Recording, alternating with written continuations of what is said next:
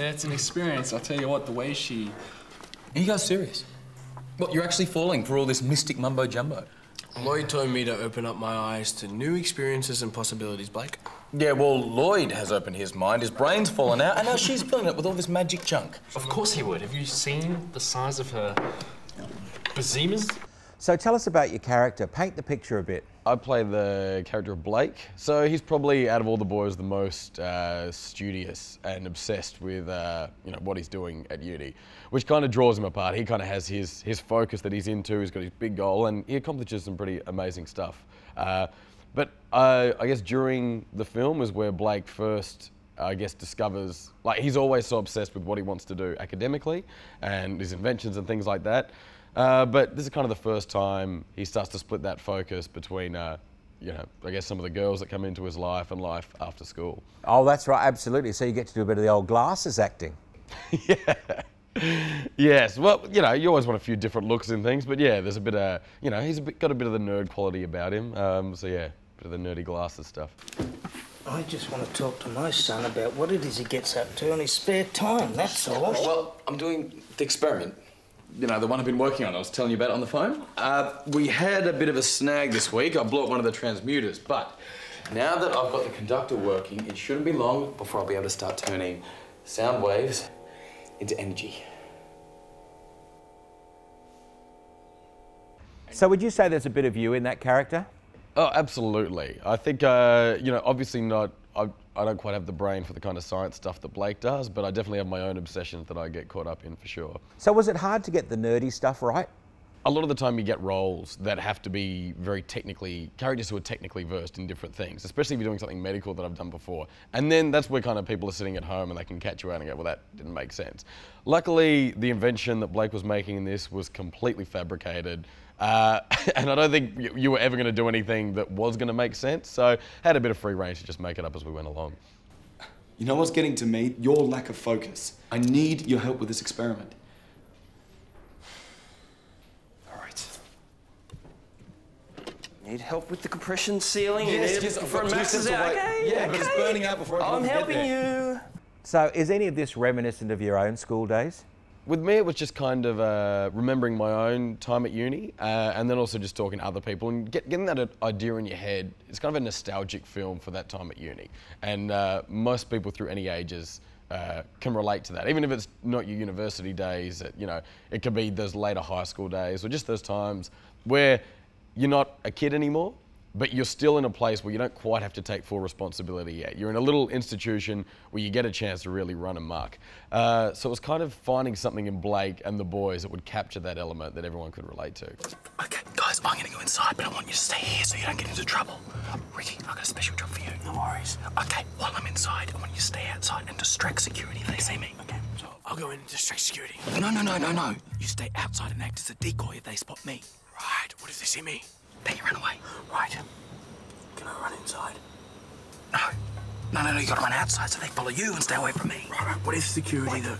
Just go, all right? I'll take care of such. All right, I got it. Okay, happy. Let's go. Blake, wait up. You're staying in here. So were you a good student? I went to drama school, a place called Whopper over in Perth. So, you know, when you're in, I guess, something... We had 3 years there to just go and explore our artistic medium.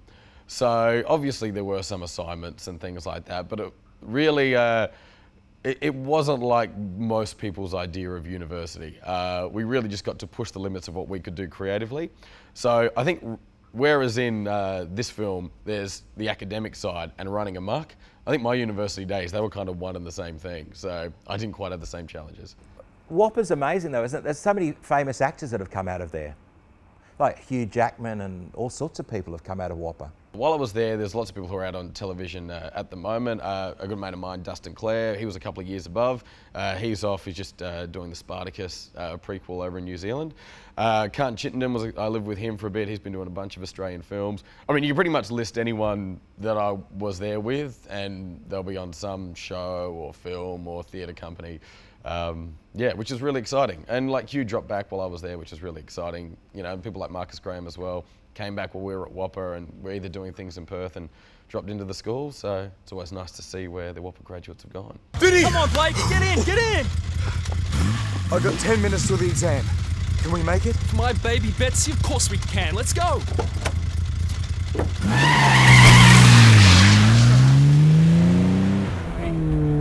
Right, look out for the car! What car? Whoa! There's a close one! Go, no! Out of the way, bastardo! I'm gonna miss my exam!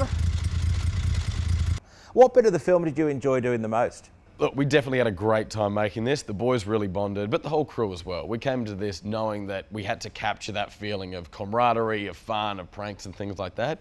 So that definitely transferred its way into the shooting time. I have to say, there are some moments where my character's quite scared of being in the car with Vinny as he's driving, and that is real terror. There are some serious moments then that are almost in the film where we were pretty close to being seriously injured. Luckily, everyone came out fine. But yes, I think Roger, who played Vinny, took his role very seriously. Maybe a little bit on the side of a bit too seriously.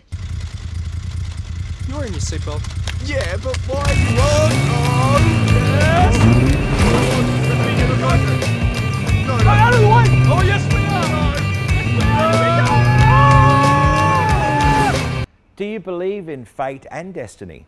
I think you just got to be open to the universe and be happy with what comes along. If you start getting too obsessed with something happening or expecting something to happen, to me, it never happens. If I have plans or I think something's going to go a certain way, or I start trying to project that, never happens. The moment you sit back and just let life come to you, things seem to work out. Over 14. I'm not your slave, do it yourself.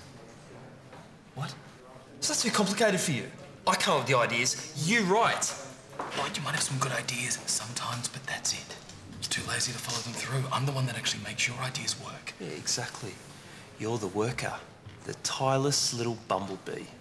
But you couldn't buzz without me, Blake. Without my ideas, you'd be nothing, and you know it. I think you'll agree that physics is 1% inspiration, 99% perspiration. So even by your own reckoning, that makes you Mr. 1%. Lloyd, Mr. 1%! So what do you reckon? Can friends be rivals? You know, not in the way that you ever really want to cut each other down, but I think a healthy rivalry between friends, it works really well. As an actor, I know most of my friends, we catch up when we're in the audition room together. You know, or we've all got films coming out at the same time. There's always some kind of rivalry there, but I think that's really exciting. If you know you can challenge each other and you're always trying to, you know, happens in sports or anything, if you're really passionate about what you do and you can bond with someone else and they have the same passion, there's a good chance there'll be some kind of competition there. But as long as you know that you're never going to take the other person down and it's a healthy competition, then I think that works fine. So do you actually believe in love at first sight? Well, I think you have to. I think many times I believed in love at first sight. Hasn't always worked out that way, but that's, you know, you've got to be open for anything in life, and I think the moment you stop thinking about love at first sight, the world becomes much more boring, really.